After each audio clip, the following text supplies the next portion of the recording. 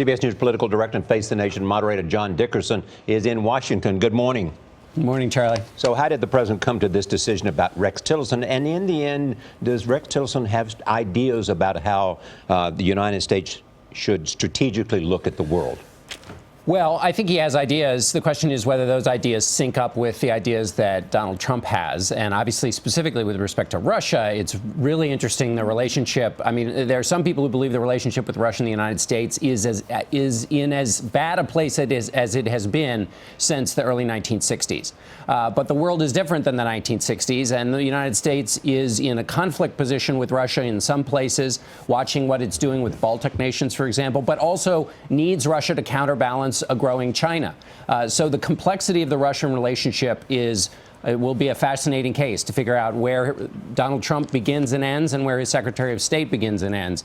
In terms of the choice, it looks like Donald Trump wanted somebody who was like what he said in the campaign, a CEO who made deals, somebody who had a kind of strong sense of himself and would be able to do America's bidding overseas. And I think also Donald Trump really did want Mitt Romney for a while and just couldn't get over the obstacles. Right. So do you expect a difficult confirmation process? You've got Senators Rubio, Lindsey Graham, John McCain have all raised concerns about his ties to Russia.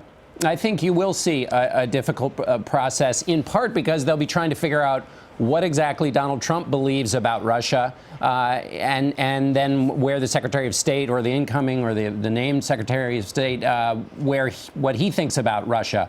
As John McCain said on Sunday on Face the Nation, it's sort of the first question is, what do you think of Vladimir Putin? And John McCain thinks he's a murderer and a thug. Yeah. Donald Trump has been very generous in the way he's treated Vladimir Putin. And, foreign policy people think unless you can get that first question right, all the policy decisions you make after that may be wrong. Well, can't you think of somebody as a murderer and a thug and still understand that they're the leader of a country and you have to deal with them, and therefore, you want to bring qualities that will enable you to assess him better?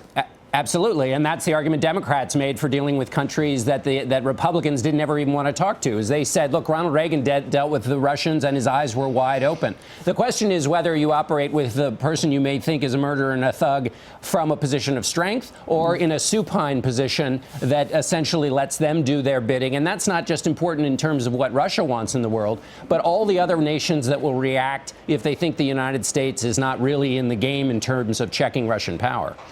John, Donald Trump had said he would hold a press conference on Thursday about how he would disconnect himself from any potential conflicts of interest with his business. He's now postponed that press conference, saying that the lawyers are just not ready. What are the implications? Well, the implications is that this big question still is out there. And if it's so complex that the lawyers just aren't ready, then it seems that it puts more focus on those tax returns. In other words, what's the real picture of Donald Trump's interests and how will those intersect with his presidency? There's no way to know. It's apparently quite complicated. There's really no way to know unless you look at the actual underlying documents that would suggest that. There's no evidence at the moment that Donald Trump is hastening to release those returns. So whatever promises he made, and there's a new one about his sons will run the company and they won't get in any new deals. That's a big step, but it really doesn't mean anything unless they really sort of show their work, and have some transparency. And how likely do you think it is, John, that we'll ever see the tax returns?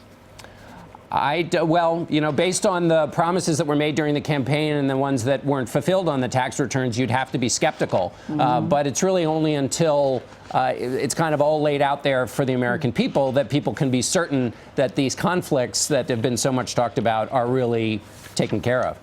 John Dickerson, always good to see you. Thank you so much. Thanks, Nora.